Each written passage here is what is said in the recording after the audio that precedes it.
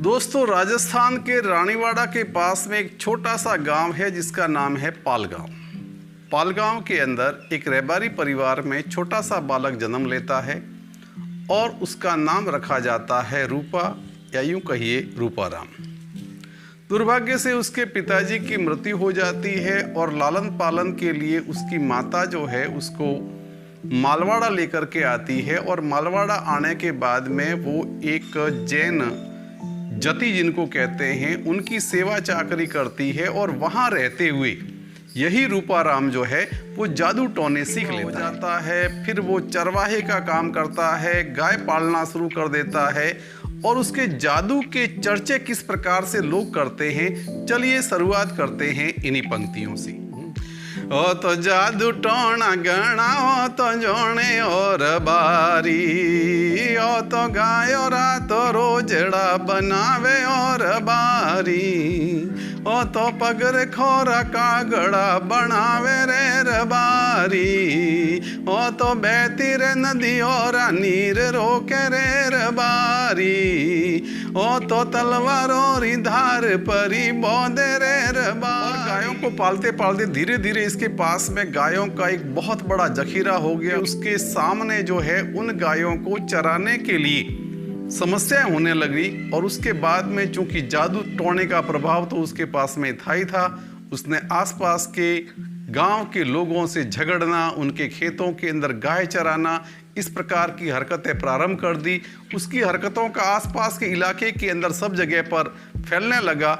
इसी गायों के चराने के विषय में एक बार जो है सिरोही जिले के एक निम्बज गांव के अंदर वो साहिबा जी के पास में आता है और वहां आने के बाद में साहिबा जी से मिल करके वहां का जोड़ जो है कुछ समय के लिए चराने के लिए, हालांकि साहिबो साहब के साथ में उसकी बात हो जाती है, उसे कहा जाता है लोगों को परेशान न किया जाए।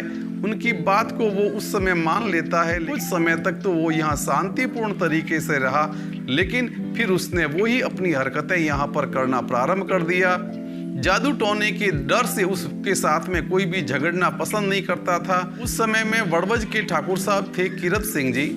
ठाकुर साहब कीरत सिंह जी एक बार किसी जमीन जायदाद के सिलसिले के अंदर माउंट आबू पेशी पर अपने घोड़े पर चढ़ करके जा रहे थे और जब वो नले को पार करके एक स्थान पर अपने घोड़े को पानी पिलाने के लिए रुके तो ऐसी स्थिति के अंदर वहां से वही रूपाराम रबारी, जिसको आम लोग अब उससे परेशान होने के बाद में रूपा की जगह पर रूपला कहना, जैसे अपन जानते हैं किसी व्यक्ति से परेशान होते हैं तो मुंह पे तो व्यक्ति कुछ नहीं बोलता है, लेकिन पीछे से उसका इस प्रकार का कोई न कोई नामकरण कर देता है। अब लोग उससे इतने परेशान थे कि उन्होंने रूपा की जगह उसको रूपला कहना शुरू कर दिया और वह आगे जाकर के लोकगीतों के अंदर उसको इसी रूपला नाम से ख्याति मिली। वहां पर अपनी भैंसों को लेकर के आता है, वहां पर कीरत सिंह जी को देखता है, वो उनको भली प्रकार से जानता था, लेकिन चूंकि उसके ऊपर तो अपने जादू का घमंड सवार था, उसने उनको किस प्रकार से छेड़ा इन पंक्तियों में। थारो रातड़ू गदेड़ू आगू राख रे करतींगा, ए तो रूपवारी भैंसियों पीवे रे करतींगा, ओ तो आडो डोडो बोलन लागो रूप लो तो नीत नवा झगड़ा लेवे रूप लो तो। और जैसे ही रूपला ने कीरत सिंह जी के स्वाभिमान को ललकारा, उनको गुस्सा आ गया और अपने क्रोध के अंदर किस प्रकार से वो उस ललकार को स्वीकार करते हैं और क्या जवाब देते हैं इन एडी रो चटा को चोटी आयो मर दोरे, रीसा में ए राता पीरा बुआ रे करतींग, जीव तो जमी में परो घालू रे रबारी, थारी भैंसियों ने आगी बार रे रबारी, तू करती आती रार मत मोड़ रे रबारी, जग में थाने जीव तो नी सोड़ू रे रबारी, आ तो पेशी भेरी पेशी परी पाड़ू रे रबारी। अब इस प्रकार से दोनों के बीच में चर्चाएं हो जाती हैं। उस समय कीरत सिंह जी को भी माउंट आबू जाना काफ़ी ज़रूरी था और वो वहाँ पर बातचीत के बाद में वो वहाँ से रवाना हो जाते हैं। बात आई गई हो जाती है। माउंट आबू से घर आने के बाद में ठाकुर साहब जो हैं अपने भाइयों को बुला करके उसकी चर्चा करते हैं कि किस प्रकार से रूपला ने उनके साथ में कैसा बर्ताव किया। बैठ करके यही डिसीजन लिया गया कि ऐसी बात है, वो इस प्रकार का ही व्यक्ति है, सबसे झगड़ता रहता है, रोने दो, सब इससे परेशान है। और एक प्रकार से वो बात वहां पर आई गई हो गई।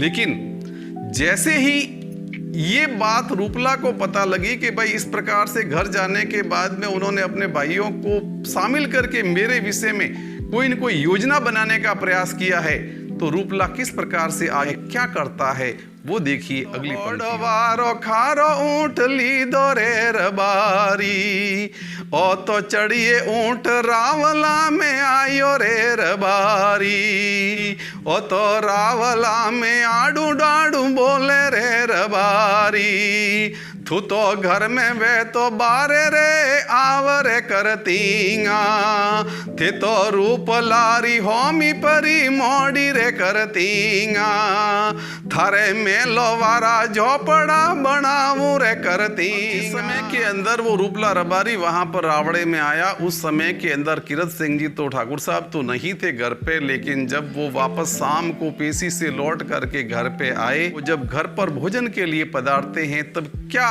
स्थिति बनती है सुनिए अगली। थाल्या में भोजन की कर आयो सा, नवेली खबराने हुक्म अर्ज करावो सा, भोजनिया में लुण घणे रो लागे ओ लाड़ी सा, भोजनिया में लुण घणे रो लागे ओ लाड़ी सा, भोजनियो ओ खारो जर किकर ओ रानी सा, साची साची बात बतावो ओ लाड़ी सा। और उसके बाद में ठाकुर साहब को बताया गया। तब ठाकुर साहब भोजन की थाली के ठोकर मार करके खड़े हो जाते हैं कि अब मैं वापस रावड़े में आकर के भोजन की थाली तभी ग्रहण करूंगा जब मैं रूपला को उसके किए हुए की सबक दे दूंगा। और उसके बाद में कीरत सिंह जी जो हैं वो रेवदर का एक ठिकाना है रोहुआ। उस समय में तत्कालीन रोहुआ के ठाकुर साहब थे लाल सिंह जी, उनके पास में गए, उनको सारी बात बताई। उन्होंने कह दिया कि अब पानी सर के ऊपर से चला गया है, अब मैं उस रूपला को जिंदा रखने वाला नहीं हूँ। तब ठाकुर साहब ने समझाया कि ऐसा है, उसको अगर मार दिया तो अपनी सारी जागीरें खालसा हो जाएगी, एक काम करो उसके हाथ पैर तोड़ दो या नाक वगैरह काट दो, ताकि वो जिंदगी भर याद रखेगा, किसी के साथ में इस प्रकार की हरकत नहीं करेगा। उसके बाद में ठाकुर साहब ने एक प्रकार की योजना बनाना शुरू किया और उन्होंने अपना एक विश्वास पात्र गुप्तचर उसको रूपला के वहां पर बाड़े के अंदर भेजना शुरू किया, ताकि वो उसकी पूरी की पूरी रैकी कर सके, उसकी हरकतों का पता लग सके कि वो किस समय में क्या क्या करता है और किस समय में उसके पास में जादू की पोटली नहीं होती है। उसने आकर के बताया कि शाम के समय जब रूपला रबारी जो है अपनी गायों का चरा करके लौटता है तो वो अपनी झोपड़ी में जाने से पहले बाहर एक खूंटी के ऊपर उस पोटली को टांग देता है, फिर वो थोड़ी देर के लिए आराम करता है। उस समय के अंदर वो जादू की पोटली उसके पास में नहीं होती। उसके बाद में ठाकुर साहब ने एक दिन चुन लिया, शाम के समय में अपने विश्वास पात्र लोगों को सबको एक दिन बुलाया। बुलाने के बाद में उनको बताया कि अपन को भाई ये काम करना है, अपन रूपला से परेशान हो चुके हैं। सभी लोग परेशान थे, सब तैयार हो गए। शाम के समय वो झोपड़ी के पास में जाकर के छिप गए। उनका वो विश्वास पात्र आदमी अब रूपला का भी विश्वास पात्र बन चुका था। शाम के समय वो अंदर गया, अंदर जाने के बाद में वहाँ की सारी स्थितियों का जायजा लेकर के आ गया कि हम वास्तव में उसके पास में अब जो है जादू की पोटली नहीं है। ऐसी स्थिति के अंदर उसके झोपड़ी के ऊपर उन्होंने आक्रमण किया। हालांकि ये काम इतना आसान नहीं था, क्योंकि रूपला के पास में भी अपने लठैत वगैरह सब थे और दोनों ओर से एक प्रकार से मारा मारी चालू हो गई, लाठियां तलवारें चलनी शुरू हो गई। और इसी बीच के अंदर ये हुआ कि रूपला की तलवार के द्वारा एक दरगाह नामक जो भील था उसका हाथ कट गया और उसको खून से लथपथ देख करके वहीं पर खड़े हुए उसके भाई हिंदू राम को ऐसा लगा कि शायद मेरे भाई को मार दिया है, और उस गुस्से से ओत प्रोत हिंदू राम ने आव देखा न ताव अपनी दुनाली बंदूक से जो है उसके ऊपर धनाधन 2 फायर कर दिए और वो रूपला रबारी वहीं ढेर हो गया। दोस्तों, ये एक सामान्य घटना तो नहीं कही जा सकती, बहुत बड़ी बात है। हमें यहाँ पर ये सीख मिलती है कि अगर वही रूपा रबारी अपनी शक्ति का, अपने सामर्थ्य का, अपने बाहुबल का अगर सही दिशा में उपयोग करता तो आज वो 36 कौमों के अंदर पूजा जाता। हमें भी यहाँ पर इन बातों से ये सीख लेनी चाहिए कि हमें अपने धन, बल, पद, सत्ता, बाहुबल अगर हमारे पास में है तो हम उसका उपयोग समाज के हित में, गांव के हित में, मानव हित में, प्राणी हित में अच्छे कार्यों के लिए करें। जय राम जी की।